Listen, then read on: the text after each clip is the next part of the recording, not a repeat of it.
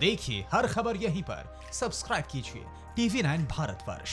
मनीष झा, उससे पहले आप हमारे दर्शकों को अब ये बता दीजिए कि इस वक्त आपको LAC पर जो तैयारियां नजर आ रही हैं और जो चीन का रुख है, क्या चीन अपने इरादों से, अपनी गलत मंशा से कुछ पीछे हटता हुआ अब आपको नजर आ रहा है क्या हिंदुस्तान के कड़े रुख के बाद, या फिर अभी भी हालात जस के तस नजर आ रहे हैं?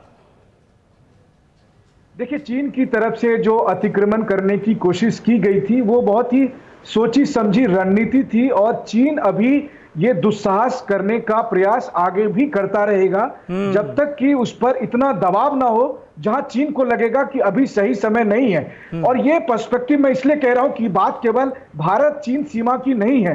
हम अभी अपने दर्शकों को बता रहे हैं कि किस तरह से साउथ चाइना सी में अमेरिका ने अपने बड़े बड़े युद्धपोत भेजे हैं। दरअसल इसके पीछे भारत, अमेरिका और पूरी दुनिया की यही सोच है कि चीन अभी उसी मध्ययुगीन सोच को एक बार फिर से अपना लिया है, जहां चीन को लगता है कि अब हमने अपनी सारी शक्ति जुटा ली है, अब यही सही मौका है जब हम अपनी दुनिया को अपनी शक्ति दिखाएं और हम नंबर 1 बन सके। और इसलिए चीन ये कर रहा है। और ये बात सही है कि भारत चीन सीमा पर, यानी कि ग्राउंड पर भारत की तरफ से जिस तरह से जोरदार जवाब मिला, उसकी वजह से चीन के कदम वहीं रुक गए, वरना ये चीन और आगे बढ़ता। दूसरी तरफ समुद्र में अमेरिका दबाव बना रहा है। आपको याद होगा समीर कि कल प्रेसिडेंट ट्रंप से जब पूछा गया तो उनकी एक लाइन बहुत महत्वपूर्ण है, जब उन्होंने कहा कि हाँ, भारत और चीन के बीच सीमा पर बहुत तनाव है, हम बात कर रहे हैं और लेट्स सी व्हाट हैपेंस, मतलब देखते हैं आगे क्या होता है। ये तो लाइन है कि देखते हैं आगे क्या होता है, यानी भारत हो, अमेरिका हो और तमाम देश तैयारी में है कि चीन की तरफ से दुस्साहस होगा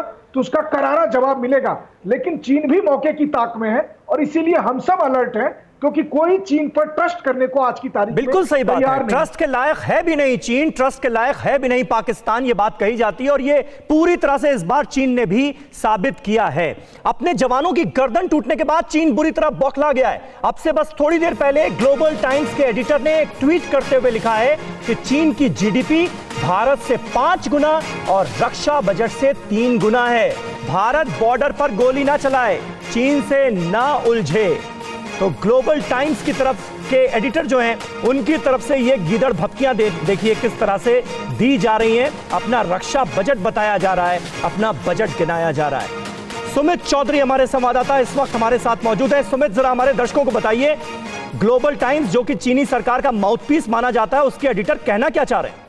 देखिए, ये बेसिकली माउथपीस से ज़्यादा एक साई ऑप्स का एक बड़ा सेंटर है, जिसका मकसद यही है कि किस तरीके से साई ऑप्स को पूरी दुनिया में फैलाया जाए। आप देखें कि जब से भारत और चीन की ये विवाद शुरू हुआ, तभी से ग्लोबल टाइम्स हर रोज़ कई बार तो ऐसे विजुअल्स उन्होंने उठा के चलाए या फिर दिखाए लोगों को जो कई पुराने थे, और कई ऐसे विजुअल भी थे जो भारत की एक्सरसाइज का कंपैरिजन कर रहे थे। और अब वो अपने डिफेंस रक्षा बजट के बारे में बता रहे हैं, अपनी चीज़ों के बारे में बता रहे हैं। भले ही हम समीर ये बात मानते हैं कि चीन ने हाल के सालों में, बहुत लंबे समय में बहुत ज़्यादा तरक्की की हो, लेकिन ये साइऑप्स, ये डराने की तकनीक है चीन की। चीन हमेशा ये करता है, चीन हमेशा 62 की बात करता है। आपने देखा कि जब पूरा विवाद शुरू हुआ तो 62 का जिक्र कई बार चीन की तरफ से किया गया, लेकिन उसी के बाद कई लोगों ने ये, और खासतौर पर भारत ने चेताया कि ना सिर्फ 62, 67, 87 और खासतौर पर 2017 डोकलम, कई ऐसे मुद्दे थे जब चीन ने मुंह की खाई। लेकिन चीन उन सब चीजों को भूलता है, कभी दर्शाता नहीं है। जब पूरी दुनिया ये बताती है, भारत ने अपने 20 सैनिकों के बारे में बताया, चीन की तरफ से कोई जानकारी नहीं दी गई। यहां तक कि 67 में